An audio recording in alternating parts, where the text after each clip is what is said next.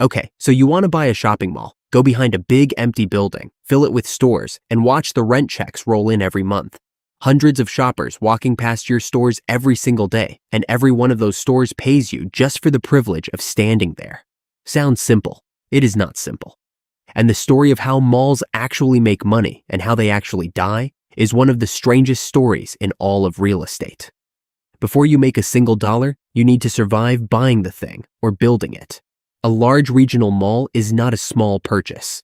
Building one from scratch on empty land with all the parking, the plumbing, the electrical systems, the climate control, and the permits can run into the hundreds of millions of dollars before a single store opens its doors. The land alone can cost tens of millions.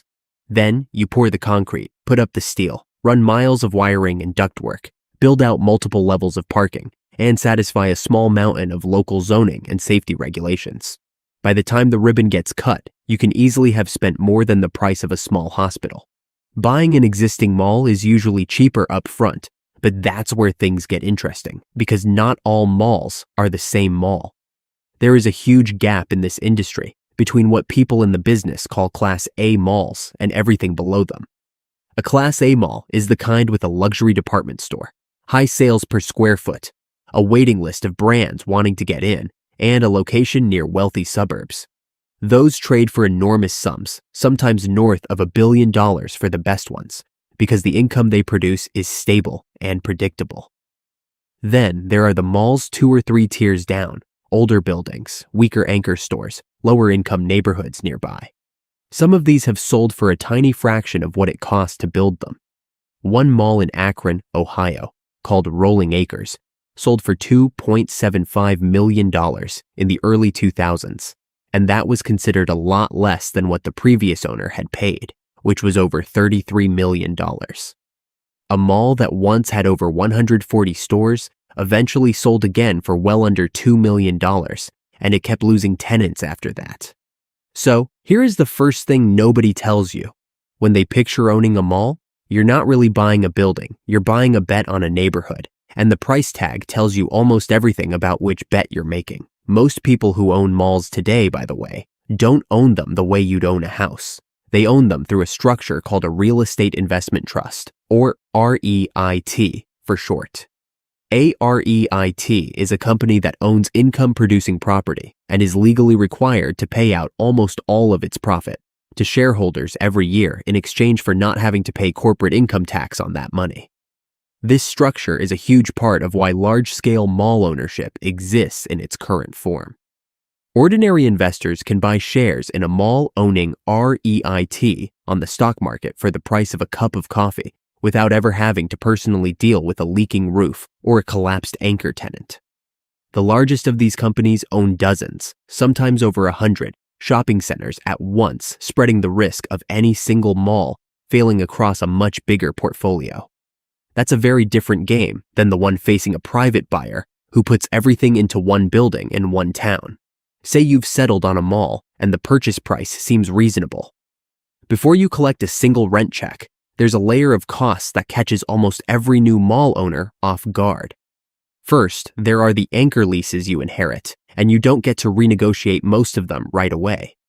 Anchor stores, the big department stores that sit at the ends of the mall, often signed their leases decades ago, sometimes for shockingly low rent, and those leases can run for many more years before you get a chance to raise the price. You inherit whatever deal the last owner made, good or bad. Second, there's deferred maintenance. Roofs leak, HVAC systems that cool and heat over 1 million square feet of space wear out. Parking lots crack. Escalators and elevators need constant service. If the previous owner was cutting corners to keep cash flow looking good on paper, you find out about it the first winter you own the place, usually in the form of a very large repair bill. Third, there are what's called co-tenancy clauses buried in almost every mall lease. These are contract terms that say, in effect, if a major anchor store closes, the smaller stores around it are allowed to pay reduced rent, or, in some cases, walk away from their lease entirely. You don't see this cost on the day you buy the mall. You see it the day your anchor tenant leaves, and suddenly, a dozen other tenants are legally allowed to pay you less, or nothing at all. That's the trapdoor under the floor. The mall looks fully rented on the day you sign the papers. But the moment one big piece falls out, the whole financial structure underneath it can shift without you doing anything at all. Here's where it gets interesting, because the way a mall makes money is more layered than most people realize. The first and simplest layer is base rent. Every store pays a fixed monthly amount for its space, usually priced per square foot per year. A small specialty store might pay somewhere around $40 to $60 per square foot per year in a strong mall. A department store anchor, by contrast, often pays a tiny fraction of that. In fact, according to real estate analysts who studied Sears store leases before the company's bankruptcy, Sears was often paying somewhere around $5 per square foot in rent, while the average rent at top quality malls was closer to $50 or $60 per square foot for other tenants. Read that again. The store with the biggest sign and the most floor space was paying roughly 1/10 what the little clothing shop next door was paying per square foot. Why would a mall owner accept that? Because the anchor isn't really paying for space, it's paying for its name. The anchor brings in customers. Those customers walk past dozens of smaller stores on their way in and out. The mall owner isn't renting square footage to the anchor. The mall owner is renting foot traffic from the anchor and paying for it with a rent discount.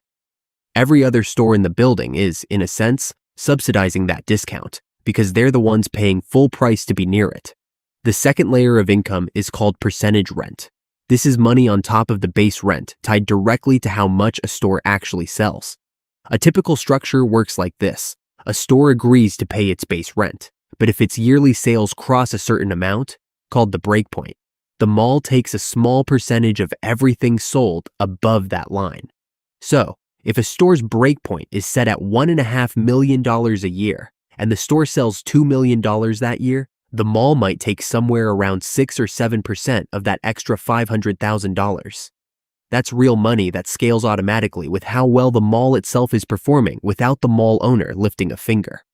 The third layer is called Common Area Maintenance, or CAM for short. This is separate from rent. It's the tenants paying their share of the cost of running the building itself, cleaning the floors, lighting the hallways, maintaining the parking lot, running security, keeping the escalators moving.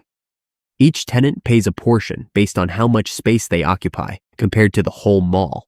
If a mall's shared cost for the year come to $250,000 and a tenant occupies 10% of the mall's total leasable space, that tenant owes $25,000 of that bill for the year. This is important because it means a big chunk of what it costs to physically run the building isn't paid by the mall owner directly. It's billed straight back to the tenants. Then there's a fourth category that most people never think about at all. Everything that isn't a store. Parking fees in dense urban malls, advertising space on digital screens and directory boards, kiosks in the middle of the walkway, which often charge extremely high rent per square foot because they take up almost no space and sit exactly where foot traffic is heaviest. Pop-up events, holiday markets, seasonal photo booths. None of these show up in most people's mental picture of owning a mall, but for some properties, they add up to a meaningful slice of total income. There's a counterintuitive detail hiding inside that kiosk math worth pointing out. A kiosk in the middle of a busy walkway might occupy less than 100 square feet of floor space. And yet, because it sits directly in the path of every single shopper passing through, it can be priced at a far higher rate per square foot than a full-size store along the wall. Size and rent, in other words, are not the same thing in this business. Position is worth more than space. A tiny cart selling sunglasses in the busiest intersection of the mall can, per square foot, be one of the most valuable pieces of real estate in the entire building. So far, the mall sounds like a machine that prints money from 4 different directions at once. Now, here's the other side of the ledger. Utilities on a building of this size are enormous. Keeping over 1 million square feet climate-controlled year-round, lit, and running is one of the largest recurring expenses a mall owner faces. Add to that security staffing, ongoing cleaning contracts, landscaping, snow removal in colder regions, and constant small repairs. A broken sprinkler here, a cracked tile there, and the monthly operating bill for a large mall can run into the hundreds of thousands of dollars before a single dollar goes toward paying down the loan used to buy the place. Then there's property tax, which on a large commercial property in a major metro area can be one of the single largest line items of the year. And insurance, which has been climbing sharply across the entire commercial real estate industry in recent years, especially for older buildings. There's also a detail buried inside the CAM structure that catches new owners off guard. Those shared costs don't shrink just because some of the mall sits empty. The hallways still need to be cleaned, whether every store beside them is occupied or not. The lights above a vacant storefront still need power. Security still has to patrol the entire building, not just the leased sections. So, when vacancy rises, the same fixed pool of shared expenses gets divided among fewer paying tenants, which means each remaining tenant's CAM bill goes up, even though nothing about the building's actual upkeep has changed. Rising vacancy doesn't just mean lost rent from the empty stores. It quietly raises the cost of staying in business for every store that's still open, which is exactly the kind of pressure that pushes marginal tenants to leave too. And here's the trap almost nobody sees coming until they own the place. Even a mostly full mall can lose money if the mix is wrong. This is the counterintuitive part. It's not just about how many stores are open, it's about who's paying real rent and who isn't. A mall might look at 90% occupied and feel healthy from the outside, but if half of that occupied space is anchor stores paying next to nothing, and a growing share of the inline stores are on short-term leases at discounted rates just to keep the lights on, the actual cash flow can be far weaker than the occupancy number suggests. Occupancy is not the same thing as income. That distinction is where a lot of mall owners get into serious trouble. Before we get to how malls die, it's worth understanding something that mall developers figured out decades ago, because it explains almost everything about how these buildings are shaped. The man most credited with designing the modern American mall was a Michigan developer named Alfred Taubman. He didn't just build shopping centers, he studied in detail how people move through a building and then designed the building around that movement. He spaced anchor stores apart from each other by roughly the distance of about 3 city blocks, so that shoppers walking from one big store to the other would pass dozens of smaller shops along the way. He put escalators and elevators at the ends of hallways instead of the middle, so people would walk the full length of a corridor to reach them. He designed skylights with artificial lighting mixed in, so shoppers couldn't easily tell how much daylight had passed and lose track of time. None of this was decoration.